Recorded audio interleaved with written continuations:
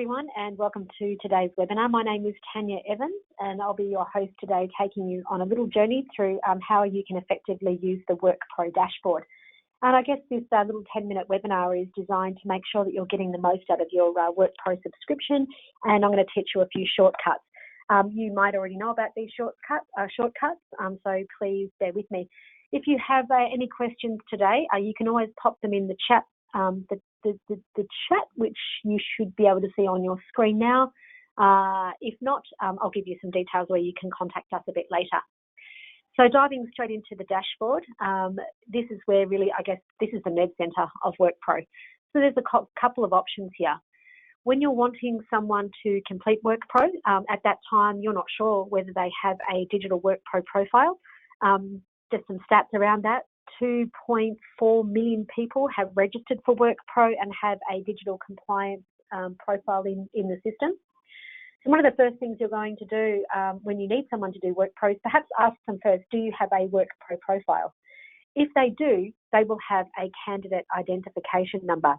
If they know what that candidate identification number is and that's been received on their email, they can provide that to you, and you'll be entering this number up here under SIN. So 145 6950, the person's surname, and then you can search the WorkPro database. And you can see here, this is Kerry Brearley, and you can see here under background checks, this is all the status of Kerry's background checks, inductions and learning modules, so you can see she hasn't completed any and there's no modules pending, any licenses and tickets that she's got stored, and any documents that she has stored. Then you can make a decision about whether you need Kerry to do anything. So in this case, you're just clicking New Request if you need to. This information is populated, and then you're making a decision about what you would like Kerry to complete and then sending the request. If Kerry doesn't know whether she has a WorkPro profile or she's told you that she doesn't, then of course you'll be using the request area here.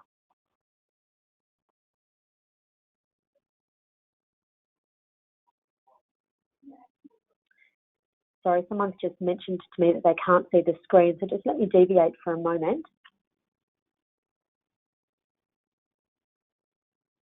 Apologies. That, I believe, is now fixed. I've had some issues with the GoToWebinar system this morning, so apologies for that. I might just start that quick one again, and thank you for letting me know. Just starting again up here, if someone does have a WorkPro profile, like I've just mentioned, and they've provided you with their candidate identification number or SIN, you will enter that SIN up here. You will enter the person's surname, and you will click to search. Here, background checks. You can see the status of all Kerry's background checks, her induction modules, licenses, tickets, and documents. If you need Kerry to then do anything further, depending on what the outcome of these searches are, then you can simply click New Request, click the tasks that need to be completed. Kerry's information is pre-populated here, and you'd be sending the request. So that's the first little shortcut. If Kerry hasn't done WorkPro, then of course you'll just click plus request. Once Kerry has completed all her requirements, or you're trying to find someone in your WorkPro experience, you found someone who is not yet associated with your account. Now you might want to find someone who is associated with your account.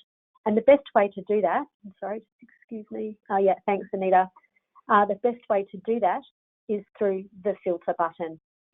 So if you own multiple accounts in WorkPro or you have multiple sites, you'd be dropping down this list and you might be choosing a certain site that you want to find a candidate. Or you can simply enter the candidate's name here, first name, surname, and then apply to pull up someone's name. Okay, so using that filtering function, looking across at these other dashboards and other ways that you can use it, I always rely on the filtering function. So the best way to use this dashboard is you're either sending someone a request, you're finding someone in the dashboard, and then you're viewing and verifying information, which we'll talk about in other webinars. But in using this filtering function, let's say, okay, I want to find someone, you need to find someone that is going to be working, he's going to be a forklift operator. So if that's the case, you want to say, I need to find someone who has completed the forklift safety module who has a forklift license and has the rights to work in Australia. So using the dashboard to do that, or using the filtering function to do that, let's say, okay, let's find someone who has completed forklift. So you're doing a search here. Then under background checks, you're saying, okay, I need to find someone who has the rights to work in Australia, or a non-Australian citizen whose results are finalised and they've got either limited or unlimited rights to work in Australia. You're doing multiple searches here, and of course they must hold an elevated work platform license as an example, and applying that filter. Now I'm quite sure, yep, there's no results found here, but the bottom line is, depending on the level of filtering that you need, WorkPro has the capacity to, at a very high level, do searches for you, or a really granular level, depending on what you're trying to find. So moving back into the filtering function, you might be saying, well, actually, I need to make sure that everybody that I've checked who has rights to work in Australia, I want to make sure that I'm on top of that.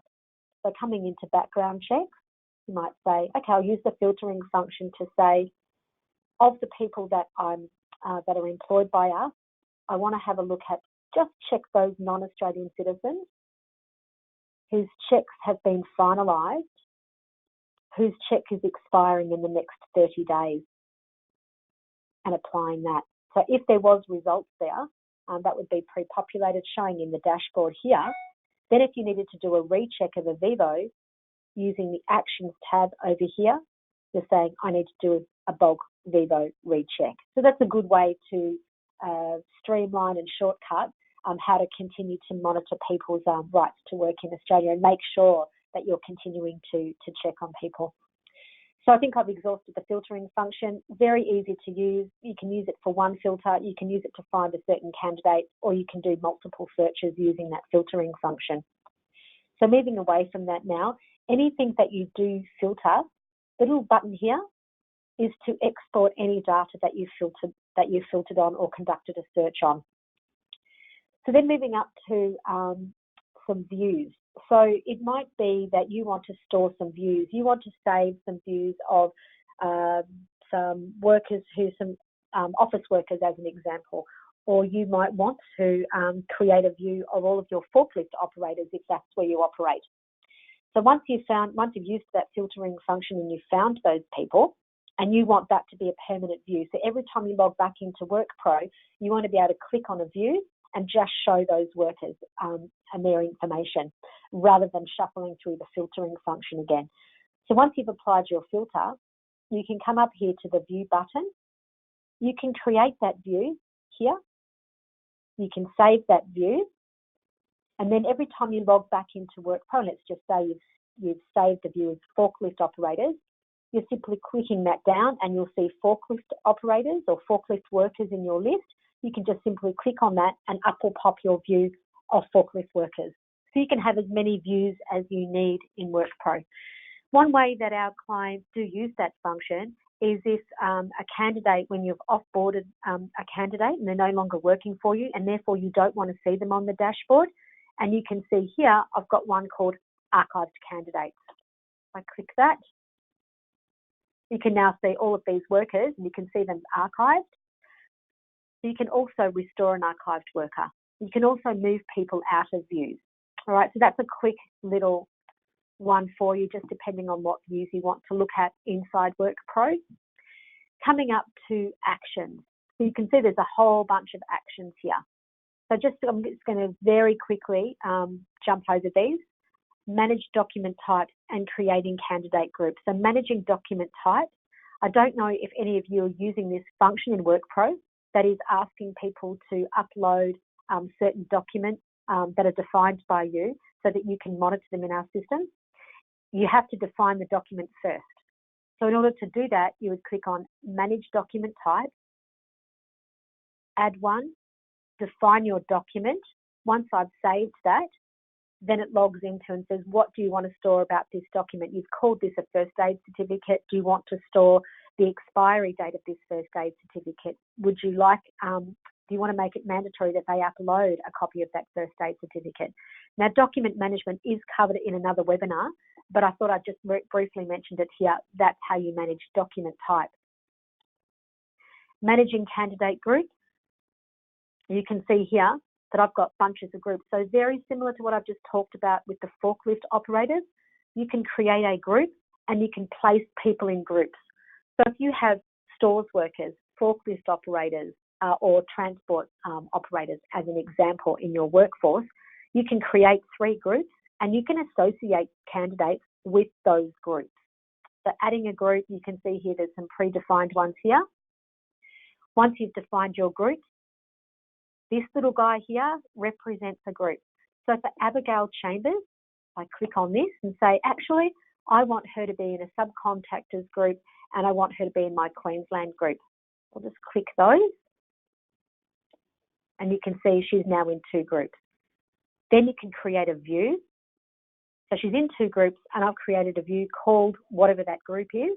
And now I'm just asking the dashboard to display those people in a certain group in a certain way. Let me just take those off. And now you can take those off as well. There's no save button.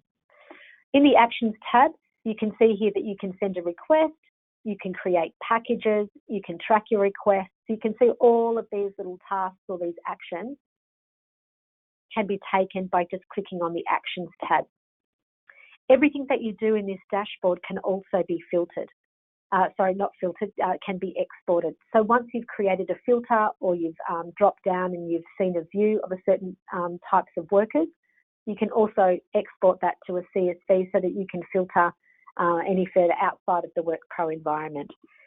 That really does conclude today's webinar on how to use the dashboard effectively. I may have glossed over some things, so if you do have any questions, 1300 975 776.